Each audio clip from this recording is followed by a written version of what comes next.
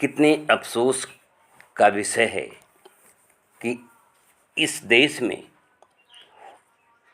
पढ़े लिखे शिक्षित पुरुषों को, औरतों को यदि सोहर, कजरी, भोजपुरी फिल्मी धुन में संगीत वाद्यों के माध्यम से गाली दी जाए तो उसे भी प्रेम से सुनते हैं। उसे धर्म कर्म मानकर गाली देने वालों को दान दक्षिणा भी देते हैं, क्योंकि संगीत की धुन में इतना मस्त हो जाते हैं कि उन्हें संगीत के माध्यम से क्या कहा जा रहा है यह उनकी समझ में नहीं आता। यह है उनकी शिक्षा का स्तर, उनके ज्ञान का स्तर। जो लोग कहते हैं कि बड़े बड़े डॉक्टर, इंजीनियर, वकील और प्रोफेसर भी जो है अखंड रामायण का पाठ करा रहे हैं, यह है उनकी शिक्षा का ज्ञान, यह है उनकी शिक्षा का स्तर।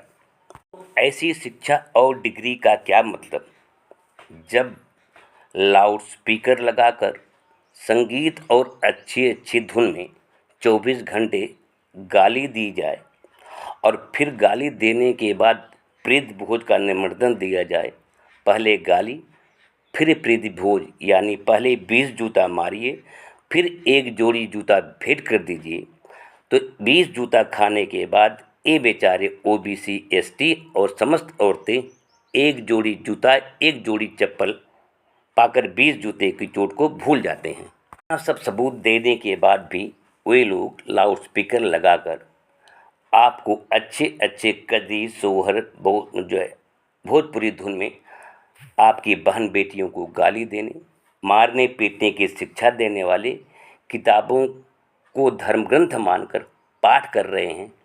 लेकिन आपकी समझ में अभी तक नहीं आ रहा है कि ये इन धुनों में आपके साथ क्या व्यवहार किया जा रहा है, आपको कितना अपमानित किया जा रहा है। आप इसे धर्म मान रहे हैं। रामायण का पाठ कराने वाले इतने शातिर होते हैं कि गाली भी देंगे और गाली देने के बाद कहेंगे यह गाली नहीं है, इसका आध्यात्मिक और वैज्ञानिक अर्थ है, इसको समझिए। जब ये तर्क से हारने लगते हैं तो कहते हैं कि यह सब मुगल और अंग्रेज़ों ने हिंदू धर्म को बदनाम करने एवं हिंदुओं को तोड़कर मुसलमान, ईसाई बनाने के लिए हमारे धर्म ग्रंथों में मिलावट कर दिया है। इन शातिर लोगों से पूछिए कि जब दूसरे धर्म जात के लोगों को संस्कृत और देवनागरी पढ़ने का अधिकार नहीं था तो दूसरे कैसे मिलावट कर दिए। यदि ब्राह्मण पंडितों ने ही मुगलों, अंग्रेज़ों की दलाली या चापलूसी में पद और पैसे की लालच में मिलावट कर दिया तो दोषी वही लोग हैं। जैसे आज पद और पैसे की लालच में कुछ ओबीसी, एसटी के लोग उन्हीं शातिर देशद्रोहियों की पार्टी में जाकर विभीषण बने हुए हैं। अब तो मुसलमानों का राज नहीं है।